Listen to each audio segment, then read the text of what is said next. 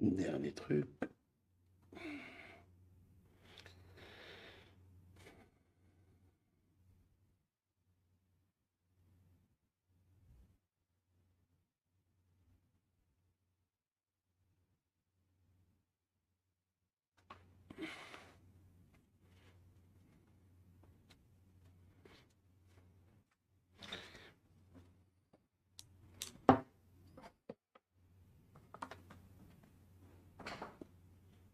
On va commencer dans quelques minutes.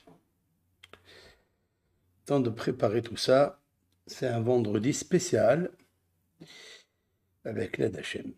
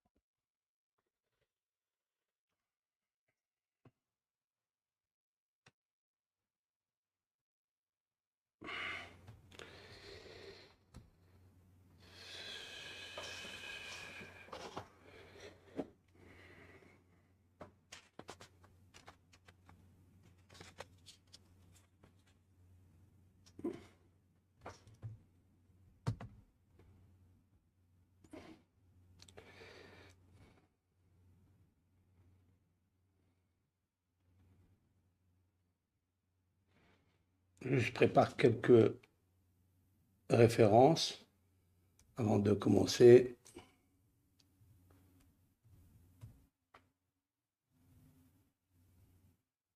Pas évident.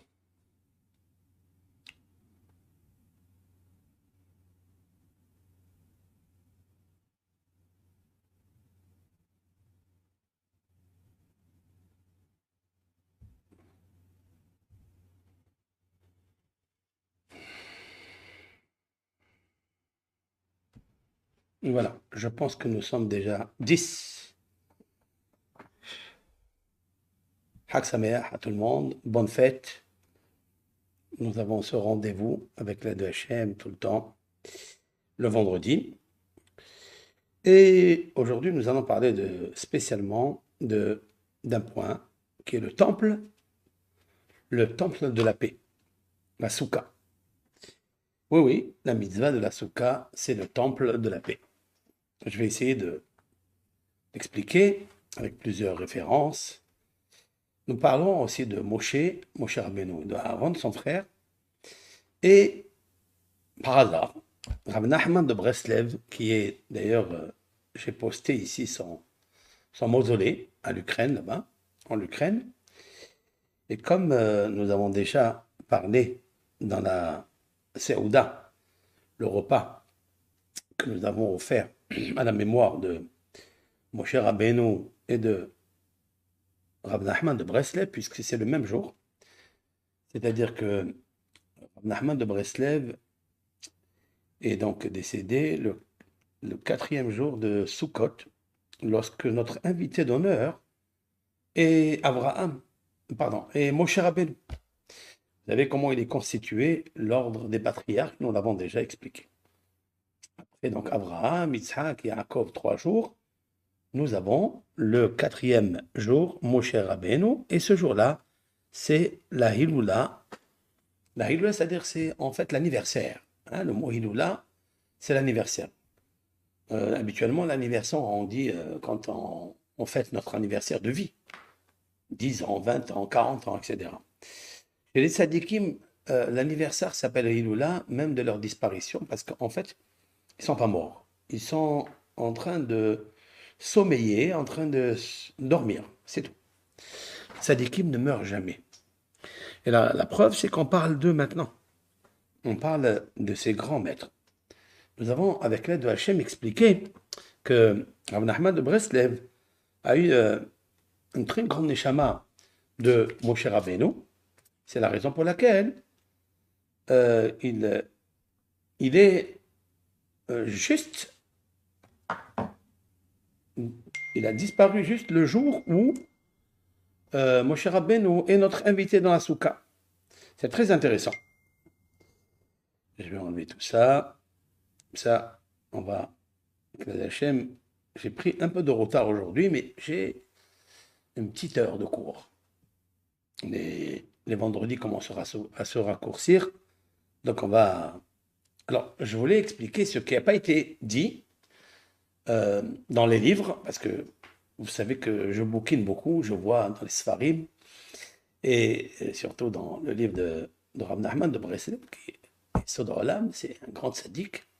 La preuve qu'il a pérennisé son nom. Hein? Il a pérennisé son nom, mais il nous faut comprendre quelle est sa capacité, c'est quoi sa spécificité. Pourquoi? Alors bien sûr, comme je viens d'expliquer maintenant, que normalement, quand un tzaddik quitte ce monde, il est accompagné d'un autre juste, un autre homme pieux. Cette fois-ci, c'est dans la soukha. C'est dans la cabane qui est justement le temple du shalom. Celui qui lit bien le livre de l'Écoute Moharan, ce qui ressort de cet écrivain énorme, c'est que il prêche, il prône pour la qualité de la paix. Tous ces cours vont vers la direction comment un homme il doit faire la paix avec soi-même. Par exemple, quelqu'un qui culpabilise à cause de ses fautes ou à cause de ce qu'il a fait, il lui donne la réparation, comment se calmer, comment reprendre l'espoir, comment revenir à lui-même. Et ça veut dire faire la paix avec son corps, faire la paix avec son âme. C'est très important. Et nous savons très bien que Moshe Rabbeinu, le but de la Torah, c'est justement le shalom. Hein, c'est la paix. C'est connu ça, que la Torah a été donnée pour amener la paix dans le monde. C'est une discipline. La Torah n'est pas une religion, hein, contrairement à ce qu'on peut penser. La Torah est une grande discipline. C'est la pensée de Dieu qui guide, qui conduit vers ce grand puits avec un grand réservoir qui s'appelle le shalom, la paix. Alors là, ça peut être la paix entre soi-même, l'âme et le corps. Ça peut être la paix entre le fauteur et le sacrifice qu'il a amené au temple, parce que le Beth Amikdash, le saint des saints, était justement l'endroit où l'homme faisait la paix avec son créateur. C'est très, très, très significatif tout cela. Et donc, si vous voyez une personne comme Moshe Rabbeinu, qui s'est battu pour la paix, nous l'avons vu dans la Torah, nous l'avons vu concernant la guerre, en fait, la dispute, la discorde qu'il avait avec son cousin germain, Korah, et qu'il l'avait accusé de beaucoup de choses, et Moshe Rabbeinu, il s'est calmé, il a gardé sa modestie, son humilité, il s'est même écrasé d'y aller le voir, de lui parler gentiment, ce qui est très rare, très très rare, et Moshe Rabbeinu est arrivé justement à convaincre certains, mais d'autres n'ont pas réussi à être convaincus. Il y a des fois des gens qui sont têtus, parce qu'à l'intérieur d'eux, ils n'ont pas encore arrangé la mida du shalom. Je vais expliquer cela. Alors donc, Moshe Rabbeinu, le 4e jour, aujourd'hui nous sommes à Aaron. Aaron, c'est-à-dire le 5e jour. Et Aaron, vous savez très bien que c'est la qualité principale, hein, c'est le shalom, la paix. Alors, un homme qui a la paix, il réunit autour de lui tous les gens de paix. Tous les gens de paix. Donc maintenant, vous voyez que Rav Nachman de Breslev, il est juste au milieu, entre Moshe et Aaron. Alors, je l'ai expliqué, et je vais vous donner quelques hidushim qui se sont révélés dans cette fête. C'est que mon beau-frère, j'ai un beau-frère qui, lui, il va à Ouman, il est à fond dedans. Hein. Il s'appelle Yehoshua, Serouya, et il a drainé à Fontenay. Dans Paris, il a drainé beaucoup, beaucoup de gens à devenir quoi, Breslev, quoi. Et bon, la simha, en fait, attire le shalom. Et la simha attire la guérison du cœur. Comme c'est marqué, Or, zaru ala tzadik ou lishrel simha. Or, c'est la lumière du tzaddik qui est, elle est plantée. La lumière du tzaddik est plantée, c'est sa graine qui est plantée pour faire quoi? Ou lishrel simha. Et ceux qui sont droits de cœur, alors ils ont la paix. Ça veut dire que si quelqu'un a la droiture du cœur, s'installe la joie à l'intérieur. C'est quoi la droiture du cœur? C'est d'être l'amour. D'être l'amour. Pas de chercher l'amour, mais c'est de l'être. J'ai dit ça, Ohev Shalom. Mais je veux revenir sur ça. Ohev Shalom verodev Shalom. C'est celui qui court, qui aime la paix. Il ne suffit pas de faire la paix ou de courir vers la paix, mais d'être la paix. Et être la paix, ça veut dire aimer la paix. Aimer. Quelqu'un qui prêche la paix, mais il n'aime pas la paix, il ne pourra rien faire avec. Rien. Les gens vont s'éloigner de lui. Mais si quelqu'un il est à l'intérieur, lui, de la paix, parce qu'il sait qu'il est attaché au Créateur, le Créateur, c'est l'amour, c'est la paix. Il est la paix. L'Éternel ne cherche pas la paix, il est la paix. Donc nous sommes, nous, ses sujets, et nous devons être comme lui, être la paix. Maintenant, je vais vous citer un verset dans les Cantiques des Cantiques qui est très important pour moi, avant de commencer ce cours avec l'aide de Hachem. Dans le Shir HaShirim, il est marqué comme ça. Il est marqué « Yonati » ma colombe, Behagve Hasela, se niche dans les rochers, Besetera Madrega, dans la cachette des niveaux. Ça veut dire, il y a, vous savez, dans les rochers, il y a le grand, le petit, d'en haut jusqu'en bas. Cette Yonati, cette colombe, elle parle de la Shekhinah, il parle de l'âme, bien sûr, Behagve Hasela, Besetera Madrega. Ça veut dire qu'elle est cachée très très loin dans la plus basse des niveaux, le plus bas des niveaux. Et Dieu lui dit, Har'eni et mar'aïch, hashmi'ini et kolech.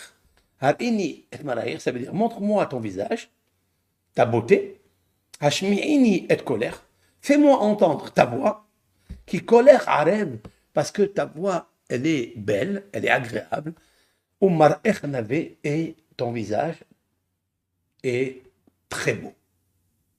Alors, bien sûr, le texte, comme j'ai dit, on ne peut pas expliquer, traduire, c'est trahir ici dans le texte. Il parle de quoi? Qu'est-ce que c'est qu'une colombe? Elle est à l'intérieur des slaïm, elle se niche dans les rochers, au fin fond, en cachette. Et Dieu lui dit, montre-moi ton visage, et fais-moi entendre ta voix, car ta voix, elle est belle, ton visage, il est beau. C'est quoi ça? De quoi il parle? En fait, on parle de la soukha. Pour ma part, pour mon commentaire aujourd'hui, c'est la soukha. En vérité, la soukha, c'est Seter Madriga. C'est-à-dire, c'est la place qui est la plus cachée spirituellement. Et nous allons expliquer cela. Vous savez que nous avons cette mitzvah de quitter nos maisons, même si elles sont très belles, même si c'est des châteaux. On quitte les maisons pour aller on va dire se confiner, hein, si l'on peut dire ainsi, rester là-bas pendant 7 jours, Beseter Madriga, dans le niveau le plus bas, et là, cette fois-ci, ça n'est pas le niveau le plus bas vers le bas, mais le niveau le plus bas dans la richesse, le plus bas dans le confort, pour faire une richesse spirituelle. Vous savez que ce mois, et nous y sommes, le mois du Tishri, s'appelle Hag Asif, c'est-à-dire c'est la fête de la récolte. Alors, bien sûr, nous récoltons la récolte, on ramasse la récolte des champs, mais il y a ici des étincelles tellement lumineuses à récolter, à les ramasser, les rassembler et les faire entrer à l'intérieur de nous. C'est pour ça que Dieu dit, après Rosh Hashanah, que tu as subi la justice, après le jour de Kippour, où je suis venu en aide, il faut que tu saches maintenant que tu dois conserver, tu dois garder, toi ma colombe, toi mon âme, toi ma colombe, qui est cachée Beseter Madrega, c'est-à-dire qui est cachée dans un endroit que personne n'en veut. Qui en veut d'être dans une soukha? Ça n'est pas des gens, ils payent des millions et des millions parce qu'ils travaillent jour et nuit. Maintenant tu leur dis, écoute, allez, arrête le château, enlève cette villa et va dans ta bicoque, là, cette petite cabane, avec un toit qui est fébrile, fragile, et reste là-bas, Beseter Madrega. Justement, l'Éternel, Dis au Am Israël, au peuple d'Israël, maintenant je t'aime. Har'eni et mar'aïr. Montre-moi maintenant ton visage, ton vrai visage. Parce que habituellement, un homme, toute l'année, il est déguisé.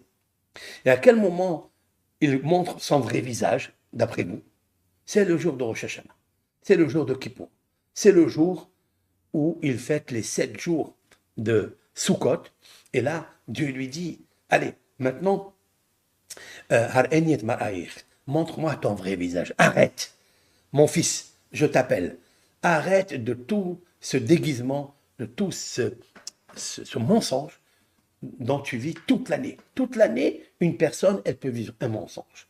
Quand il arrive Rosh Hashanah, ils seront à la synagogue. Quand il arrive le jour de Kippour, pour ceux qui ne vont pas à Rosh Hashanah, ils viennent à Kippour, tu les vois, ils arrivent avec leur talit. Ce talit-là, il était caché dans son placard, il ne l'a pas sorti pendant un an. Et pour le Kippour, il vient et le sort. Ça veut dire que toute l'année, en fait, il se déguise. Ça veut dire il va copier, il va recopier, il va imiter l'un l'autre, comment faire de l'argent, comment faire des péchés, etc.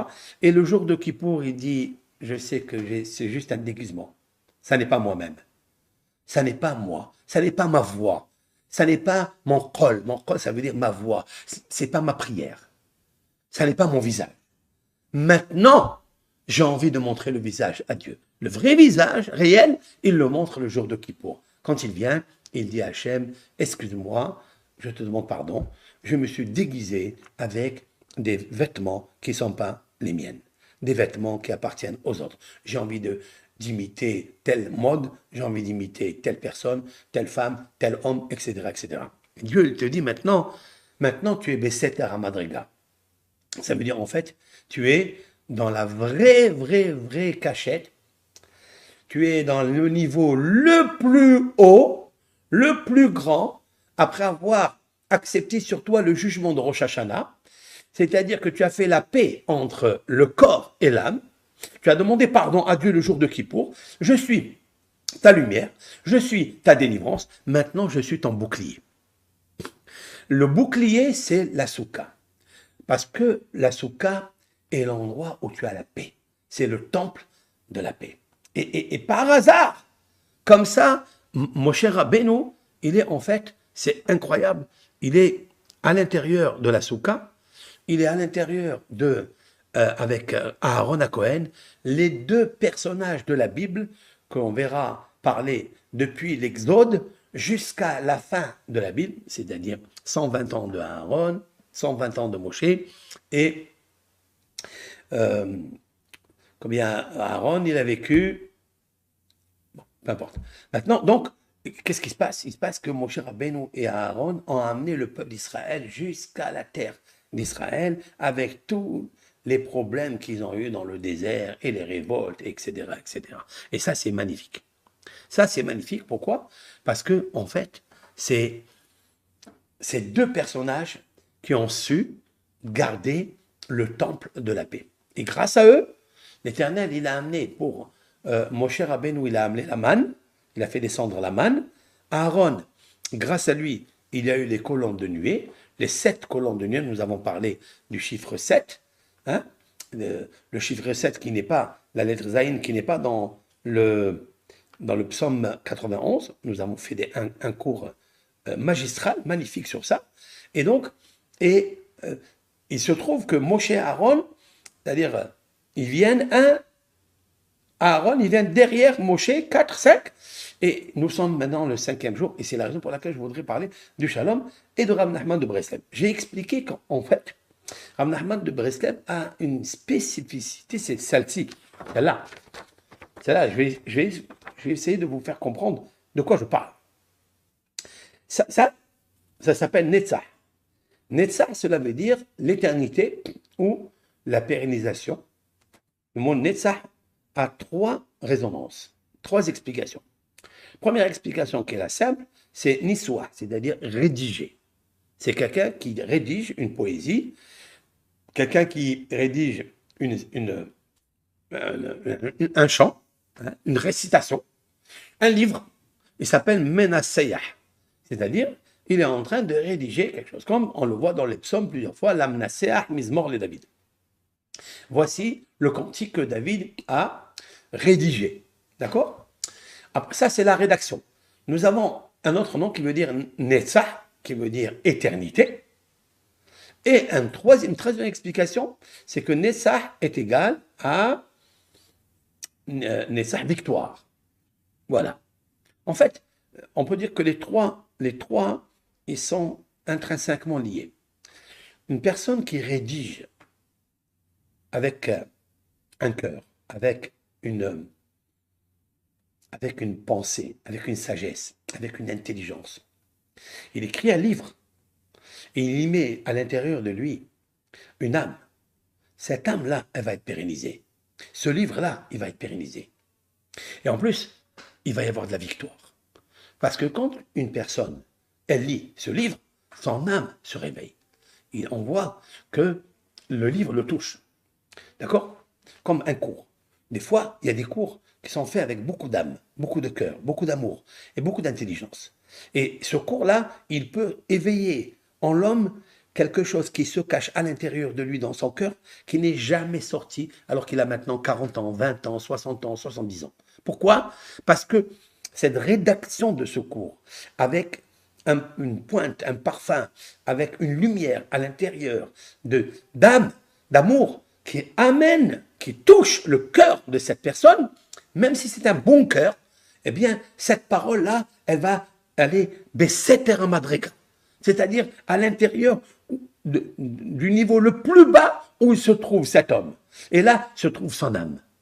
Et là, la lumière qui a beaucoup d'âme dans sa rédaction, elle va aller faire gagner, donc donner une victoire à cette âme qui est cachée. Et c'est ça, Yonati, là. Ma colombe, c'est-à-dire mon âme, c'est-à-dire Dieu, il dit, mon âme, la partie que j'ai donnée à l'homme, elle est Besseter Madriga, elle est dans un endroit le plus bas, elle est dans l'endroit le plus bas. Comment la réveiller? Et Dieu lui dit, je vais te réveiller. Montre-moi ton visage.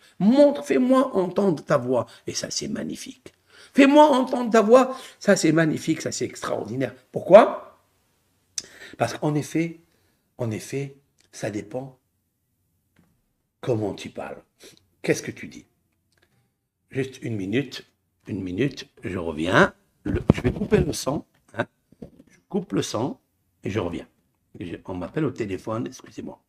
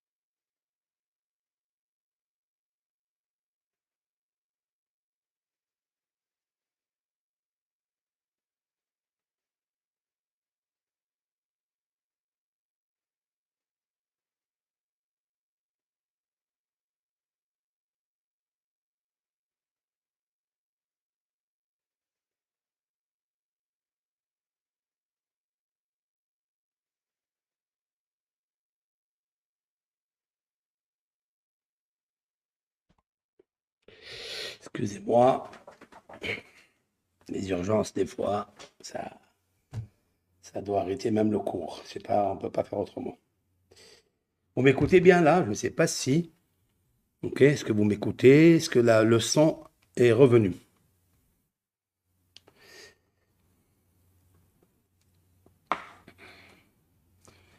Oui, pour me faire signe, s'il vous plaît, est-ce que le merveilleux. Alors? Oui, oui, c'est revenu. Très bien. Donc, je reprends le shirour. Donc, j'étais en train d'expliquer qu'en fait, le mot netzach, c'est ce que j'expliquais, hein, ça. Le mot netzach, il veut dire ça. Netzach, c'est la qualité principale de Moshe Rabbeinu. C'est une vertu qui est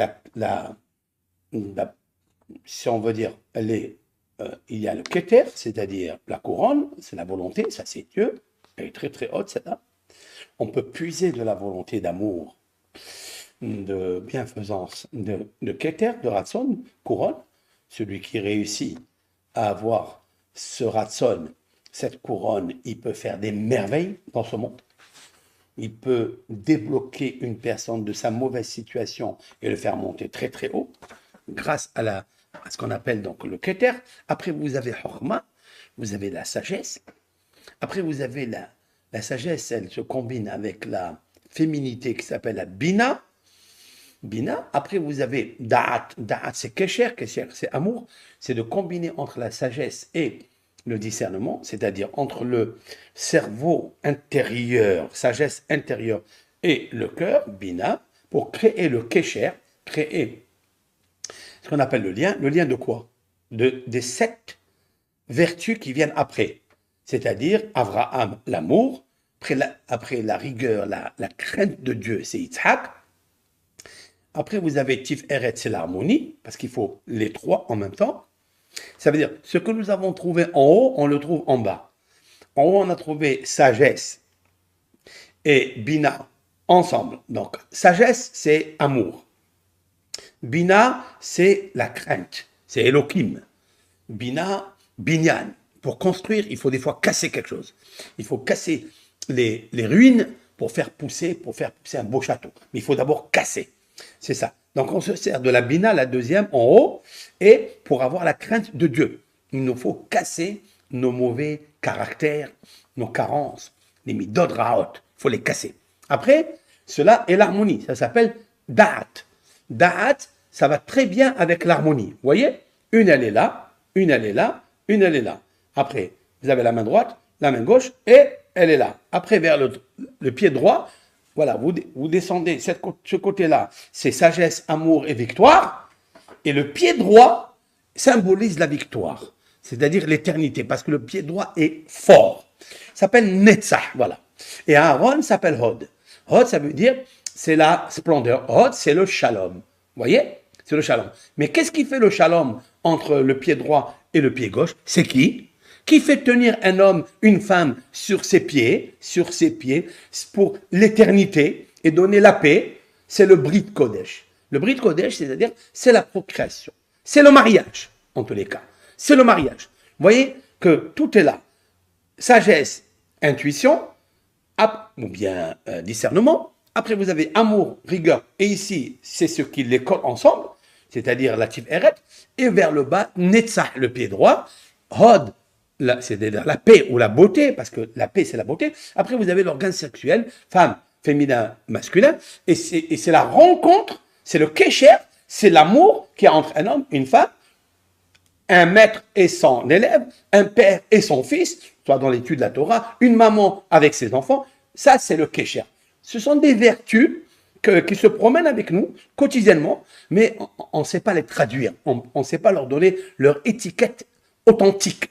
Alors, maintenant, on va essayer de donner une étiquette authentique à ce que je suis en train de dire. Maintenant, Netzach, en fait, c'est Moshe Rabbeinu.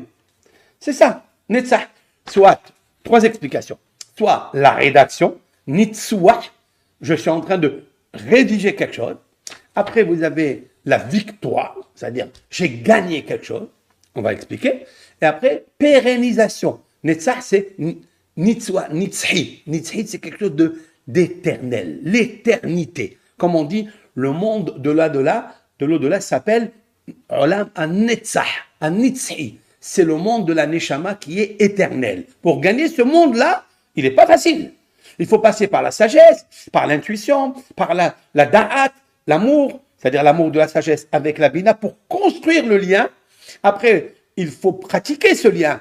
Avec la main droite, tu donnes, avec la main gauche, tu repousses, la main gauche, elle met des téphilines, etc. Après, vous avez ici la tiferet, c'est-à-dire l'harmonie entre les deux.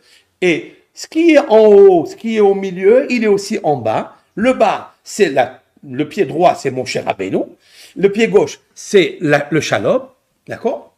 Et ce qui les relie ensemble pour l'éternité et pour la paix, pour qu'un mariage, pour qu'une communauté, pour que des peuples vivent ensemble, la Netzah, toujours, il faut le Brit Kodesh. Alors, on appelle ça l'alliance de procréation ou bien l'alliance tout court de la paix, mais pour l'éternité.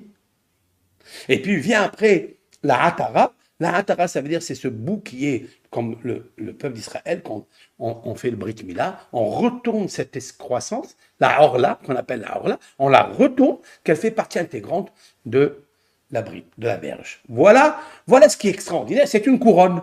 Donc je commence ici avec une couronne, Ratson, mais j'ai en bas, dans l'organe de procréation, aussi une couronne.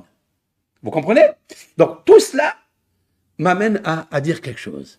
Lorsque je fais la rédaction, quand j'écris un livre, quand je fais un cours, il faut que ma rédaction soit animée d'une âme qui peut descendre dans une personne, hein, dans une créature, peu importe. Mais surtout, quand je parle des sphérotes, je parle ici des Ben Israël, de notre Israël, bien sûr. C'est parce que les sphérotes, ils sont très, très grandes. Et c'est ça, Ahava, Hesed, Gevura, c'est ça, dans la Torah. Et donc, je peux descendre à l'intérieur de cette personne et réveiller ce qui est le plus beau, le merveilleux, l'âme qu'on appelle la colombe. C'est une colombe qui somnole ou qui sommeille ou qui hiberne à l'intérieur de la madrega, de son niveau le plus beau, mais elle est en train de dormir. Elle est en train de dormir. Alors, c'est ça que je dis. Comment on fait ça? Menatseah. Ça dépend comment tu fais la rédaction. Quelle introduction? Qu'est-ce que tu mets dedans? Qu'est-ce que cette âme-là, elle aime quelque chose. Elle aime la beauté. Elle aime une voix agréable. Alors, vous savez très bien que celui qui a possédé la voix agréable et qui nous a agréés à tout le monde entier, c'est David, le roi David. Le roi David a une voix très, très agréable. On l'entend chaque fois qu'il y a un son d'un psaume, un verset, un mot. Dans tous les psaumes, c'est une voix qu'on aime. Et des fois, on se dit, j'ai envie de voir ton visage. Montre-moi ton visage parce que tu m'as fait écouter ta voix agréable qui a réveillé en moi la colombe qui dormait, qui siégeait, qui hibernait à l'intérieur du bunker qui était très dur à le faire sortir. Et donc, c'est ça, Netzah, victoire. Mon cher Rabbeinu, 26 générations depuis Adam Arishon jusqu'à Moshe, il y a 26 générations comme la numérique du nom de Dieu, Yudke Vavke, et en fait, c'est magnifique. Et mon cher Rabbeinu est venu, il a compris qu'est-ce que c'est Dieu. Et Dieu s'est révélé à lui. Et il y avait 600 000 hommes qui ont écouté cette voix. Il les a embrassés, ce qu'on a dit, le câlin, le baiser de la bouche, c'est quelque chose de puissant. C'est une métaphore, bien sûr. Et donc, ça, ils ont senti, ils ont vibré grâce à cet homme, Moshe Rabbeinu. Qu'est-ce qu'il a fait, Moshe Rabbeinu? Netzah.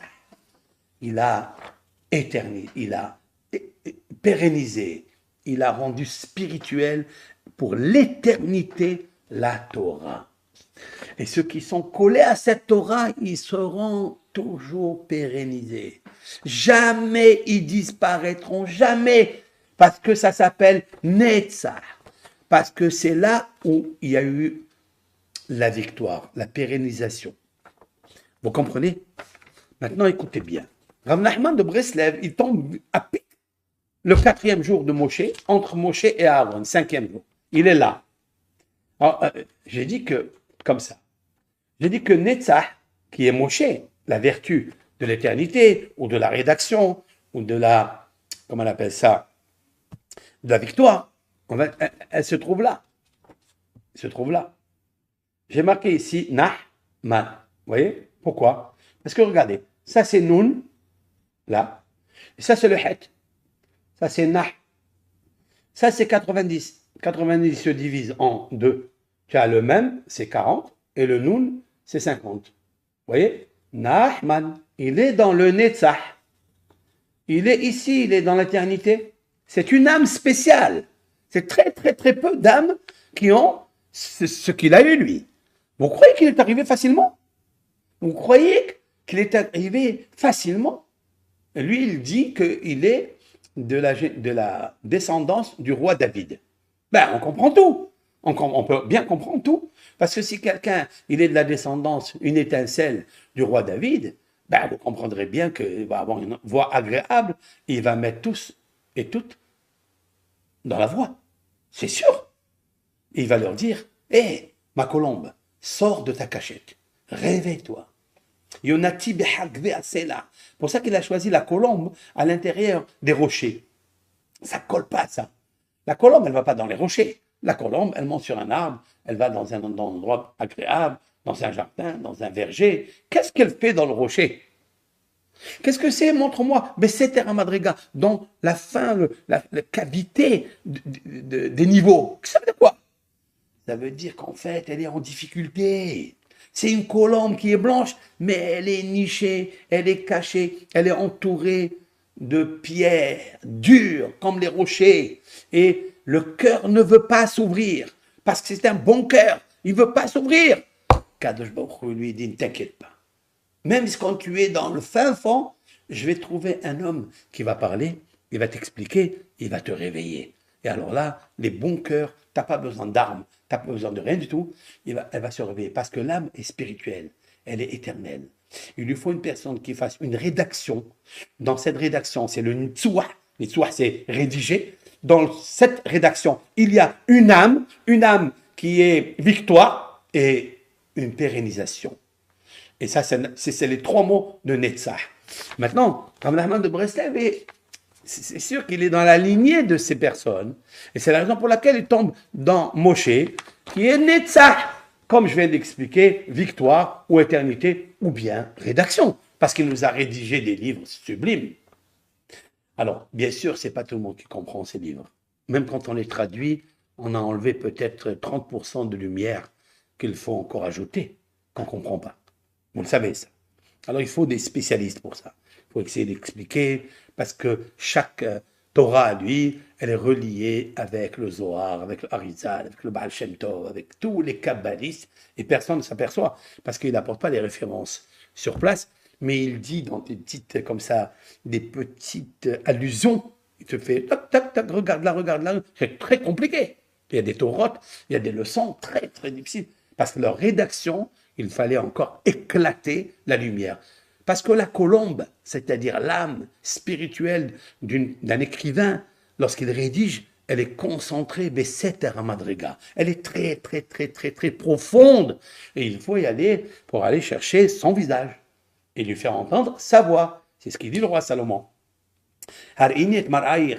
Montre-moi ton visage. Fais-moi entendre ta voix. C'est ça, donc dans la voix quand on parle, il faut toujours la rendre agréable, avec beaucoup de lumière, pour que puisse voir le visage. Maintenant, je vais vous ajouter quelque chose. Donc ça, c'est magnifique, ça. Hein? Ça, c'est beau, hein? C'est sublime. Netzach, victoire, c'est la qualité principale de la vertu de Moshe Rabbeinu, puisqu'il a pérennisé la Torah. Elle est encore là. Elle n'a jamais fait faillite. La Torah est là. Tous les synagogues sont remplies du rouleau de Sefer Torah, 304 805 lettres. Ils sont là.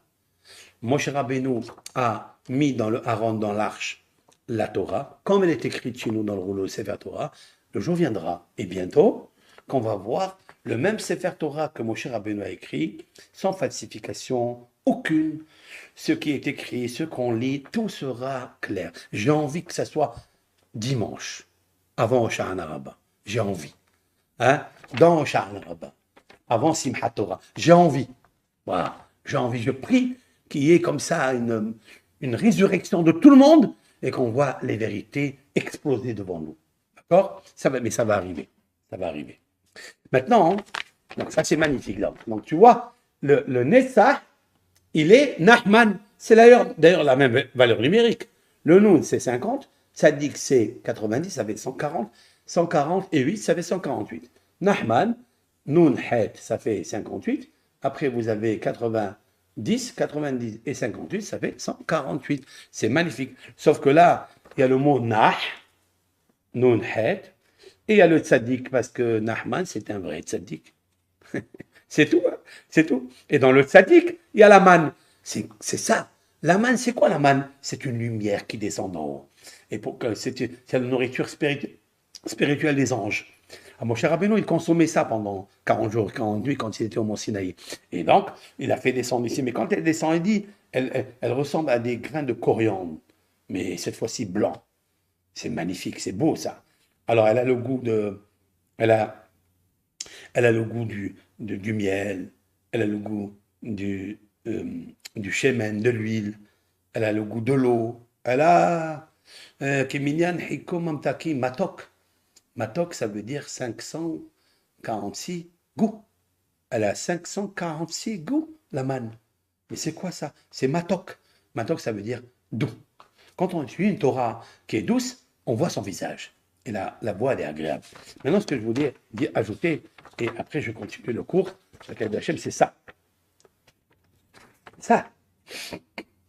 Qu'est-ce que c'est ça? Alors, on chante toujours Nahal Novea Mekor Chochma. C'est vrai? Nahman. Nahman. Ça, c'est un verset qui est écrit dans les Proverbes du roi Salomon. Je vais vous le lire de suite. Comme ça, je vous montre la beauté de ce qui est dit ici. Je voudrais ajouter sur ça.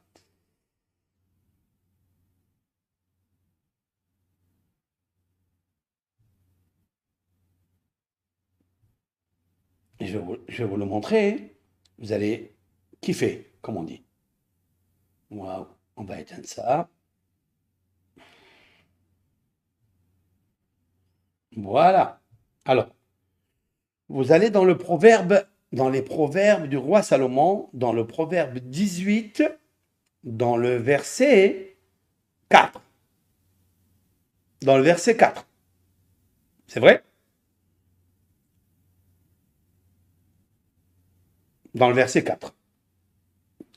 Qu'est-ce qu'il y a marqué là-bas? Il y a marqué comme ça, Maïm Amukim, de l'eau profonde.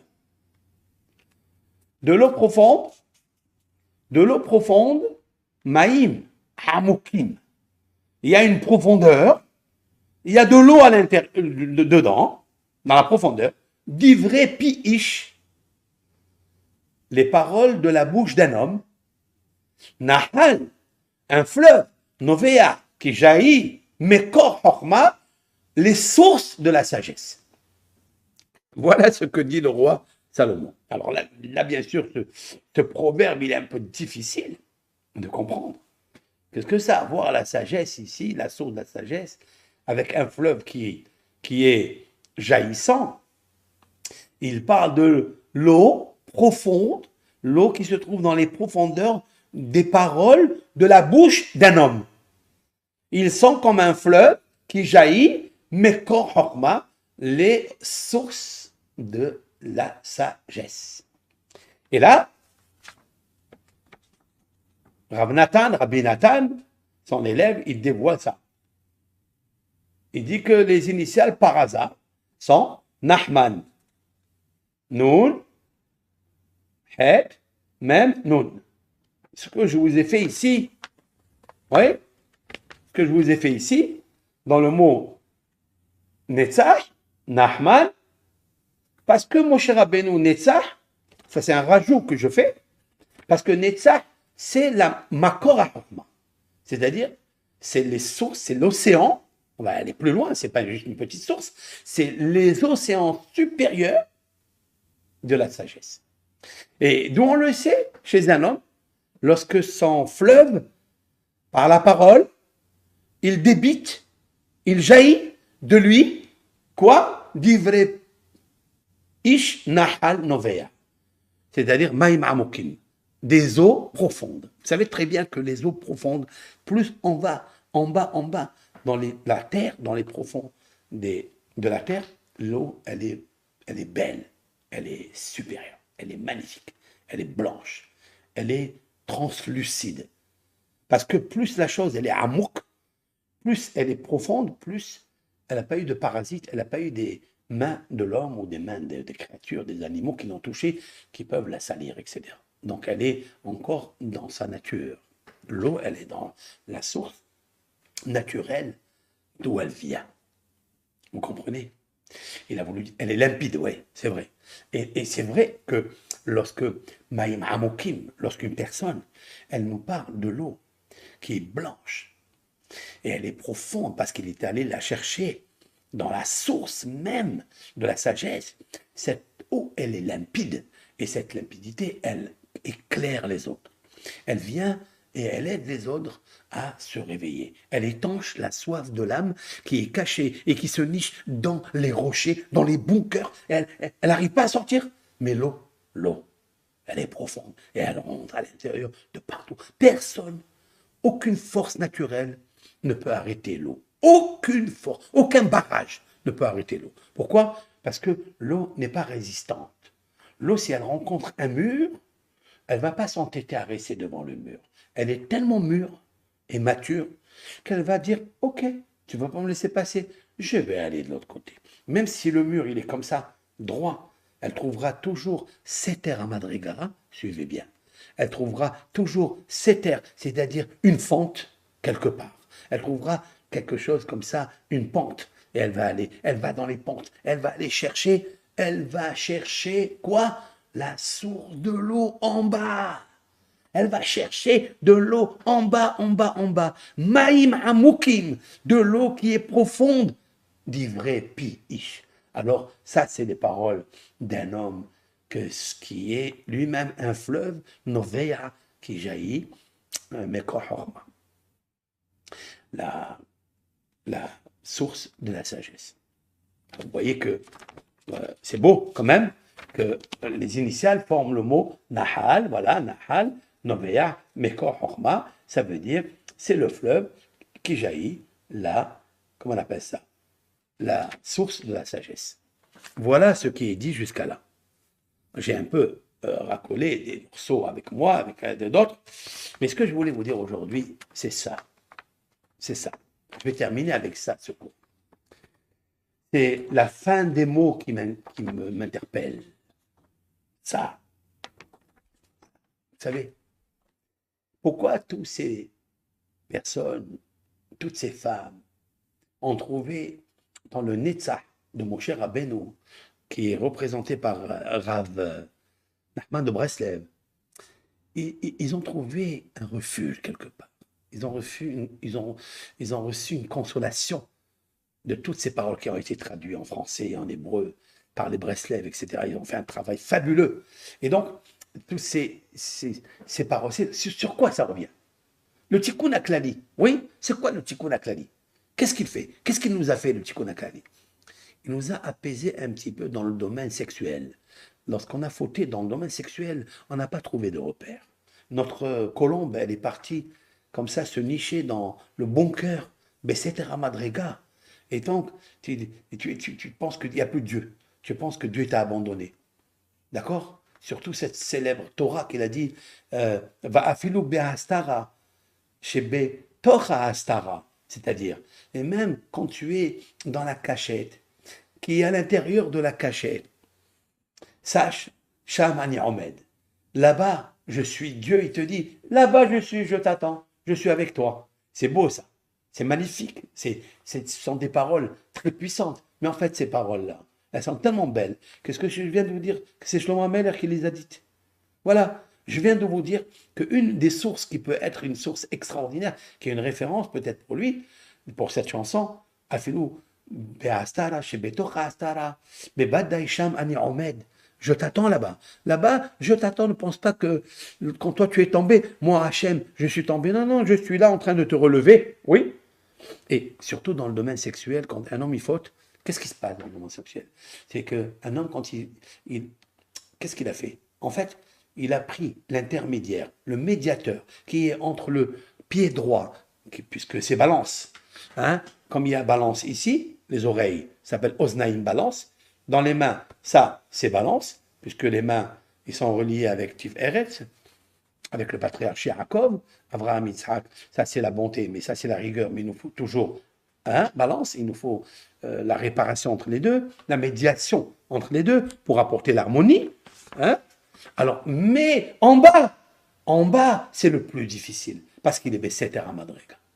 Parce qu'en bas, le pied droit et le pied gauche, le médiateur, c'est l'organe de procréation. Alors, quand il est né, ce programme pour procréation, il est relié avec l'amour, Da'at, ici, qui est la jonction, le médiateur ou la médiatrice entre la Hurma et la Bina. Et on l'abîme. On perd le Kesher, on perd Da'at, il n'a plus de Da'at, il n'a plus d'amour, il n'a plus de lien. Alors, il n'y a plus d'harmonie. Il peut tuer, il peut voler, il peut tout faire. Hein? Mais surtout quand ça touche en bas. Parce que le pied droit, c'est Netzach. Tout ce que je t'ai donné comme sagesse, comme discernement, comme lien, comme amour, comme rigueur et Hachamaïm, il va falloir le pérenniser avec le pied droit, avec le Netzach. Et après, tu vas le rendre shalom. Tu vas le rendre shalom avec le pied gauche d'Aaron. Mais par quoi? Par qui? Par le biais du médiateur qui s'appelle Berit Kodesh, l'alliance. Cette fois-ci, elle s'appelle l'alliance. Le Yesod, comment ça s'appelle ça en hébreu? Nahal Noveya Mekor. Il faut savoir le Berit Kodesh, c'est le Nahal. Nahal, c'est le fleuve de la semence. Et dans ce fleuve de la semence, il y a une vie, et la vie, c'est la sagesse. Et cette sagesse, elle accompagne la construction, le bina, c'est l'amour, et c'est l'amour, et la main droite, c'est le hesed, la charité, et quand elle arrive au pied droit, il faut faire des enfants. Et voilà, on n'a pas fait des enfants, on a fait n'importe quoi. Comment revenir? L'alliance, elle s'est brisée. Comment revenir? Il a su, quand même. Il a su extraordinairement, il a su comment aller chercher Maïm Amoukim, c'est-à-dire il y a de l'eau profonde, de la sagesse limpide pour te réveiller, que tu es dans le bon cœur comme ça, ou comme ça, il est venu te dire, hey, je te parle. Je suis en train de te parler des choses limpides, spirituelles, matures, amour, réveille-toi. Là où tu es, montre-moi ton visage. C'est ce qu'il dit le roi Salomon, non? Shlomo Amelech, il dit quelque chose. Il dit, Yonati behag ve'asela. Tu es ma colombe, mais tu es dans le bon cœur. Mais Seter Amadrega, ça veut dire que tu es dans le plus bas des niveaux. Et tu penses ça, c'est fini. Et Dieu te dit, je suis à côté de toi, mon fils. Eniet mar'aïr. Je veux voir juste ton visage. Parce que tu as un vrai visage. Pas celui qui est déguisé. Pas celui de l'année. De toute l'année. C'est celui de Kippour. Tu as montré ton vrai visage à Kippour. À Rosh Hashanah, tu es venu, tu as dit à Hachem, tu es le roi. Tu l'as dit ou tu ne l'as pas dit? Tu as dit avec une voix agréable. Tu as entendu le shofar agréable qui t'a réveillé, qui t'a enlevé les vêtements de Esav, les vêtements de déguisement de Esav. Enlève-les. Ne te compare pas aux méchants, aux impies, aux idolâtres. Ne te compare pas à eux. Montre-moi ton visage. Fais-moi entendre ta voix. Cette parole-là, il faut qu'elle nous accompagne toute la vie, pour l'éternité. Pour l'éternité. Maintenant, comment faire? Il est venu te dire, Tikkun HaKlali, il faut faire des 10 psaumes, et ça, et ça. Mais pourquoi ces 10 psaumes? Quand quelqu'un, il cherche, il dit, mais qu'est-ce qu'il y a dans les 10 psaumes? Moi, j'ai lu 10 psaumes 50 000 fois. Qu'est-ce qu'il y a dedans? Qu'est-ce qui sont meilleurs, ces 10 psaumes, que tout le Tehillim 150, mieux que 140 psaumes? Non, bien sûr que non. Tous les psaumes, ils sont extraordinaires. Mais, après avoir fait un travail très profond et de longue date sur les 10 psaumes du Tikkun HaKlali, je vous expliquerai qu'ils reviennent tous avec des sauts de lettres, avec des valeurs numériques, avec des mystères qu'il y a dedans, et tout revient sur l'alliance de procréation. Tous. mais je les ai expliqués tout avec l'alliance de procréation, l'alliance de la vérité, l'alliance de l'amour vrai, l'alliance de la sagesse, l'alliance de la bina, l'alliance de da'at, l'alliance de ahava, de gevura, irat shamayim, du netzach, du hod et du brit kodesh. L'alliance, j'ai cité maintenant combien? 10. Je n'ai pas cité 100, j'ai cité 6. Chaque psaume, il revient sur une qualité, une vertu. Chokma, bina, dat, c'est incroyable. Et je vous le sors dans chaque psaume, le texte. Mais ce qu'il y a aussi, n'oubliez pas, de la même façon que le dit Tikkun Aklali, c'est comme la soukha. La soukha, c'est un magen, c'est-à-dire, c'est un bouclier qui va te garder de tous les intempéries, de toutes les fautes qu'on a faites, parce qu'on rentre dans cette soukha, dans le temple de la paix. Il faut que tu saches que de l'autre côté, il y a une armée qui a les mêmes astuces, qui a les mêmes fantasmes, qui a les mêmes forces négatives pour te contredire et te faire échouer à chaque instant de ta vie. C'est pour ça que dans la soukha, elle ne peut pas rentrer, cette force négative. Elle ne peut pas rentrer. Il n'y a rien à tirer là-bas. Il n'y a rien à prendre. Il n'y a pas ni Louis XIV, ni Louis XVI, ni des vases en or, ni en argent. Il n'y a pas de bagnole, il n'y a rien. Elle dit, mais qu'est-ce que vous m'avez fait? Mais quel travail je vais faire ici? Toute ma vie, Lamed, Yud, Lamed, Yud, Tav. Vous connaissez cette force négative. Lili, vous la connaissez? Cette force féminine. Avec sa mère même, et plus haut, Lamed. Cette force-là, c'est-à-dire les forces d'Ésaü. Ce sont les anges masculins, féminins d'Ésaü. Et il disait à Soka, on va prendre quoi là-bas? Il n'y a rien à tirer. Il n'y a rien à prendre.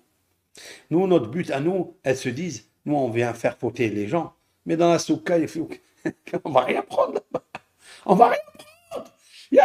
Quand il rencontre Abraham Avinu, il se sauve. Il voit Isaac, il se sauve. Il voit Yaakov, il se sauve. Il voit Moshe, Beno, Netzach, il se sauve.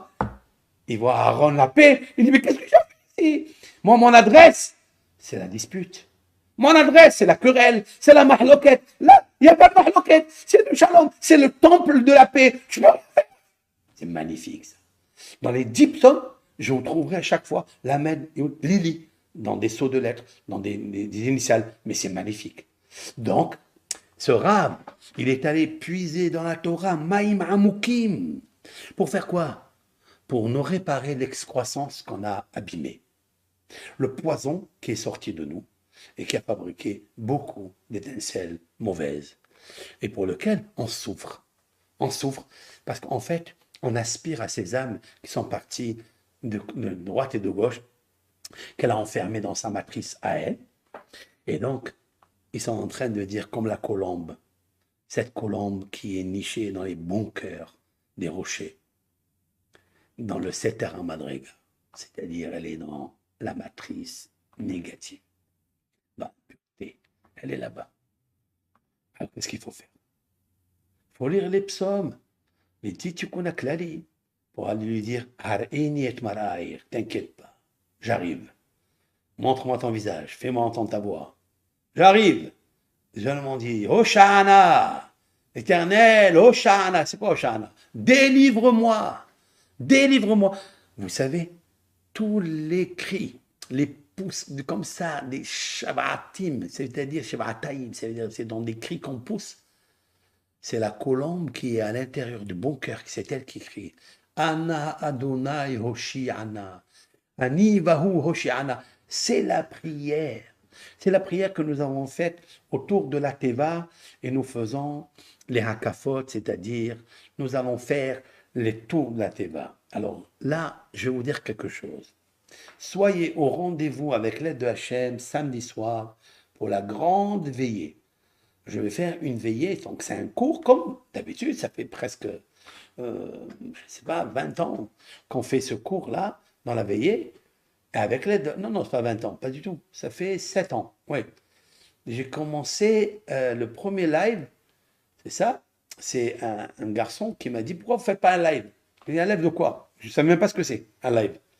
Il m'a dit, voilà, moi je vais vous faire, je vais vous prendre mon portable, je vais vous filmer, et ça va apparaître dans les réseaux. Je lui ai dit, ah bon, ça marche? Moi, ben, Mouna Shlema, je ne savais pas. Alors j'ai fait. La première fois, c'est vrai que c'était impressionnant. Je voyais beaucoup de messages, etc. Et Oui, ça fait exactement. C'est quelle année que je suis entré? Attends, je vais voir de suite. Il faut. Je vais poser quelque part ce portable. Je crois que c'est en 2015, mais bon. Je vais vous dire exactement quand est-ce que je suis rentré sur YouTube, sur Facebook. Oui, c'est pareil. YouTube, Facebook, c'est pareil. Alors, je vais vous dire, c'est quand, pour ne pas mentir, quoi. J'aime pas dire des choses si je vois pas le Hémet. Ça sera pas possible. Alors, voilà, actif depuis le 27 janvier 2015. Donc ça remonte, hein? Ça fait combien d'années? Je sais pas. La veillée, ça sera à 1 heure du matin. Hein, c'est toute la nuit. La veillée à 1 heure du matin, si Dieu veut. Vous avez jusqu'à 6h36, un truc comme ça. OK? Donc, je suis rentré ici dans la chaîne de YouTube en actif depuis le 27 janvier 2015. Ça fait combien? Ça fait combien d'années? On va dire 2002, hein? 2002, 2022, pardon, et 2015. Combien? 5, ça fait 7 ans. Voilà, ça fait 7 années bidiouk, le chiffre 7, on y est dedans. Magnifique ça, c'est beau. J'ai presque, sur YouTube, 3 485 319 vues. C'est pas moi qui le dis, hein? C'est lui, hein? 3 485 319 vues. C'est magnifique. C'est super. Alors, le soir de samedi soir, ça sera David Ameller, le roi David. Nous allons parler justement du roi David. Dans le contexte du cours, je vous parlerai justement de ça.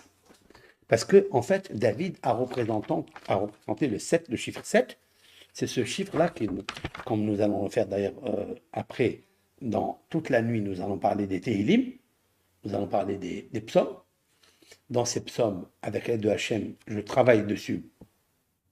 Je vous montrerai les psaumes qui guérissent, par exemple, telle maladie, c'est-à-dire qui guérissent. Si on les fait bien, hein. Je ne suis pas ici un docteur, d'accord?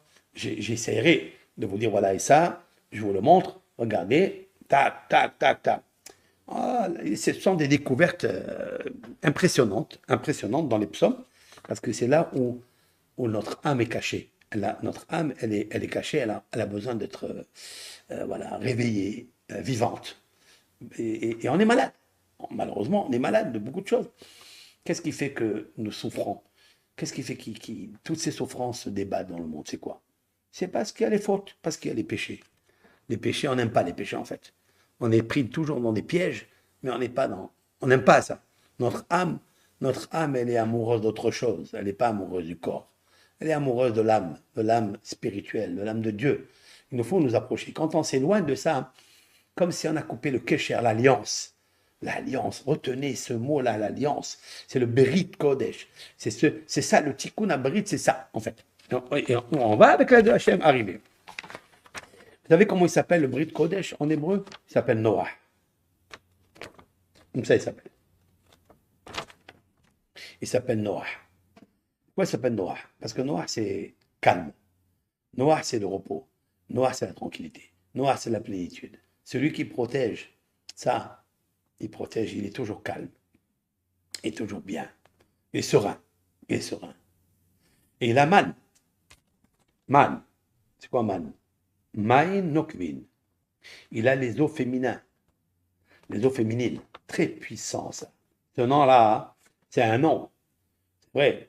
Mais il est puissant dans sa numérologie, dans son thème kabbalistique. Très puissant comme nom. Très, très puissant.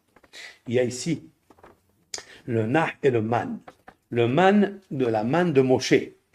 Parce que Moshe, il n'a pu recevoir la manne que parce qu'il était Nah. Parce qu'il est né circoncis. Vous écoutez ce que je suis en train de vous dire. Moshe est né circoncis. Et donc, il était Nah. Noah. Tranquille. Il a fait plaisir à Hachem. D'ailleurs, qu'est-ce que Dieu dit de Moshe? il est dit à son propos, et au propos des tzadikim, il leur dit, hey, vous avez trouvé grâce à mes yeux. C'est quoi cette grâce-là? Comment on va la démystifier, cette grâce? Cette grâce, elle est démystifiée. Je vais boire un peu d'eau, pardon. Elle est démystifiée par le fait qu'il est naïha. En araméen, avid naïhala, parce qu'il lui fait plaisir à la shérina. Comme un homme, quand il fait le lien avec son épouse, alors il lui fait naïha, il lui fait le noah. Parce que l'alliance, le Brit Kodesh, il est la fonction de la menouha, de la nitude, le noah. Vous comprenez ça? C'est très profond, très très profond ça. Et c'est ça qu'il faut débattre. C'est ça, on dit dans le Talmud, Rabban Gamliel, écoutez ça, il était très âgé et il a dit, quand on est jeune, on marche sur 2 pieds. Quand on est vieux, on marche sur 3 pieds, c'est-à-dire la canne. Mais il dit, mais comment je vais faire si je n'ai pas le shalom bayit? Qu'est-ce qu'il raconte là? Qu'est-ce qu'il veut? Il parle d'1 pied, 2 pieds, après il dit, hey, quand on vieillit, eh ben, on a 3 pieds. Et alors, tu as 3 pieds, alors qu'est-ce qu'il y a? Ça veut dire la canne. Il a dit, non, mais comme j'ai vieilli, je ne sais pas si je vais continuer le shalom bayit avec ma femme. Écoutez ça. Écoutez Rabban Gamliel, le président de la communauté d'Israël, qui est un des enfants de Hillel Azaken, descendant du roi David de Yehuda, fils de Léa. C'est incroyable. Il dit quoi? J'ai peur de ne pas avoir la force d'accomplir la mitzvah de Menouha, de Naïha, de Noah, de faire plaisir à mon couple. Waouh! Alors il n'y aura plus de shalom bayit. Vous comprenez ça? C'est magnifique ça. C'est incroyable. C'est incroyable. Des grands sages du Talmud. Le shalom bayit, il est dans la soukha. Chers amis. Pourquoi? Parce que celle qui nous provoque le non shalom bayit, de faire des péchés à l'extérieur, c'est Lily, c'est elle. Mais elle n'a rien à avoir dans la soukha. Elle n'a pas d'emprise dans la soukha. Parce que la soukha, c'est Magen. C'est le bouclier de tout ce que tu as gagné pendant Rosh Hashanah. C'est la raison pour laquelle Dieu il a dit, je veux que tu conserves à l'éternité pour la pérennisation dans la soukha. Va dans la soukha, parce qu'elle s'appelle Shalom. La soukha Shalom, c'est quoi Shalom? C'est le Brit Kodesh, il s'appelle Noah. On dit Shabbat Menouha, Shabbat Shalom Menouha. Le Noah, il y a toutes des références de tout. C'est pour ça que les Talmidei Chachamim, c'est marqué dans le Talmud que les Talmidei Chachamim, leur devoir conjugal se fait le vendredi soir. C'est quoi ça? Pourquoi? Parce que le Brit Kodesh s'appelle Noah. Et le vendredi, il s'appelle Shabbat Menouha, Shabbat Shalom. Et le Brit Kodesh s'appelle aussi Shalom. Vous comprenez? C'est magnifique ça. Donc, quand malheureusement on faute, qu'est-ce qui s'est passé? C'est qu'il y a l'excroissance du cœur qui s'appelle Orla. Oui, qui s'appelle l'excroissance, Orla. Qui est l'anagramme du mot Ha'ra'al, qui veut dire le poison. Eh bien, quand elle est là, elle nous fait fauter. Maintenant, c'est ça que je voulais vous ajouter. Tout ce petit cours que je vous ai fait là, la petite demi-heure, en plus, c'est ça. Ça. Nahal Novea Mekor Chochma. C'est le fleuve qui jaillit la source de la sagesse. Vous comprenez? Il y a le mot Nahman ici. C'est-à-dire, il y a Nahman. Je ne parle pas seulement du Rav. Hein? Je ne parle pas du Rav. Le Rav, il s'appelle comme ça. Mais pourquoi il s'appelle comme ça? Parce que Nahman, c'est Netzach. Hein? Parce que c'est l'éternité. Ça. Parce qu'il y a le Noah et le man, la manne de Moshe. La manne de Moshe, il ne peut pas la faire descendre du ciel parce que c'est une lumière. S'il ne garde pas la lumière de la semence, qui vient du cerveau, qui vient d'en haut, qui vient d'ici, de la manne ici, elle vient de là. Ça s'appelle Maïn Nokvin. Man, c'est Maïn Nokvin, des eaux féminines. Avec des eaux féminines, on fait pousser plus les arbres qui donnent des fruits à volonté que des eaux masculines. Vous savez ça? Ok. Donc, Maïm Amukim, il y a de l'eau. Je répète le proverbe 18, Hay, la vie. Le verset Dalet 4, Maïm Amukim, les eaux en profondeur. Divrei Pi Ish ce sont les paroles d'un homme, de la bouche d'un homme. Nahal novea mekor chokma. Un fleuve qui jaillit. Mais qu'est-ce que j'ai remarqué, Rabotaï? Ça, c'est fait maison. Hein. J'ai remarqué que la fin de ce verset-là, ça, la med, vous voyez la med ici? Ouais. Après, ça, c'est le verset 1. Il y a 4 mots. Parce que je vais doucement, mais je sais qu'ici, il ne parle pas d'hébreu, à plus forte raison des proverbes, à plus forte raison des profondeurs, mais je vais très doucement. Nahal, voilà, nous avons trouvé Nun, Mem, Hel, ça c'est Nahman. Mais vous avez ici à la fin des mots, Sofetevot, qu'on appelle ça dans la Kabbale, Sofetevot, regardez ça. La Med, après vous avez le Aïn, après vous avez le Resh, après vous avez le He. Qu'est-ce qu'il donne? Or là. Or là, c'est quoi or là? L'escroissance. Vous avez vu que le Tikkun HaKlali et le verset qu'on dit de lui, de Rav Nachman de Brest, il revient sur l'escroissance, c'est-à-dire celle qui est au bout du Brit Kodesh, qu'on doit couper et enlever le 8e jour pour un bébé juif. On doit lui enlever ce prépuce au moment propice, à 8 jours, parce qu'il faut lui enlever ça. Parce que celle-là, elle est créée. D'où elle vient, cette prépuce? Il est venu d'où? Il est venu de l'appétit sexuel pendant le rapport.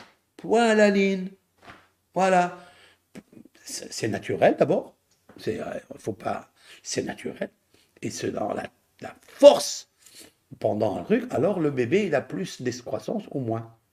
Vous voyez? Je vous expliquerai ça pendant la veillée. Mais c'est exceptionnel. Pourquoi Rav Nachman de Breslev?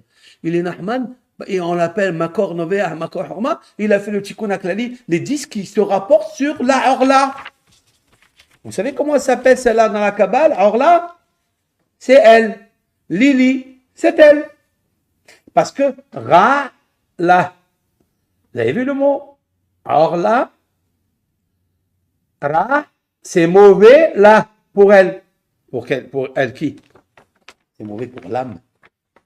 Parce que si l'âme, elle pratique des fautes avec la orla, avec l'escroissance, et elle lui donne dans sa matrice à elle, c'est du poison pour l'âme. Hara'al. Vous avez vu le mot hara'al? Hara'al. C'est-à-dire le poison. En hébreu, hara'al, c'est le poison. Ou bien un homme, on dit harel. C'est quoi harel? C'est l'incirconcis. Harel, ra'al. Il y a tout, c'est exceptionnel ça. Et là, je l'ai trouvé, avec l'aide d'Hachem, aujourd'hui, que le mot ha'orla, il vient à côté de Rav Nachman pour nous dire voilà ce qu'il va dans sa vie faire. C'est qu'il va faire un tikkun, comment réparer les fautes à cause de la ha'orla, à cause de cette excroissance. Vous comprenez? C'est magnifique. Mais là, maintenant, la suite du proverbe, c'est quelque chose d'exceptionnel. Je vous expliquerai ça dans la veillée. Donc la veillée, avec l'aide de Hachem, ça sera donc samedi soir. Soyez tous prêts. J'espère que là-bas, dans ma synagogue, là-bas, je vais avoir la même connexion que j'ai ici à la yeshiva. Je ne sais pas si ça sera possible, mais on va tout essayer pour que ça soit parfait, comme ici. Avec ça, avec l'aide de Hachem, on fera un très bon cours et on gagnera le concours. Voilà. On ne peut pas poser de questions. En tous les cas, vous étiez nombreux et nombreuses à être là avec nous. Que Hachem vous donne la force de continuer cette belle fête. On va rentrer dans Shabbat. Shabbat, samedi soir, après la veillée. Le lendemain, on va faire les 7 tours autour de la Bima, c'est-à-dire la place où on met l'estrade, où on met le Sefer Torah. Et on va faire 7 tours avec des lectures, avec des Tehillim, pour enlever les 7 forces du mal et justement rappeler tous les patriarches, tous nos invités, toutes les vertus que nous avons eues pendant 7 jours, nous allons les rappeler. Ça s'appelle Hakafot, les Hakafot. Et après le lendemain, on va recevoir Simchat Torah. Tout le but, Simha Torah. Nous allons montrer à Dieu que oui, on est content de sa Torah, qu'on va accomplir tout avec Simha, avec joie. Comme ça, Kadosh Baruch Hu nous amènera le Mashiach, grâce à l'étude de la Torah, Netzach, c'est-à-dire la victoire et l'éternité.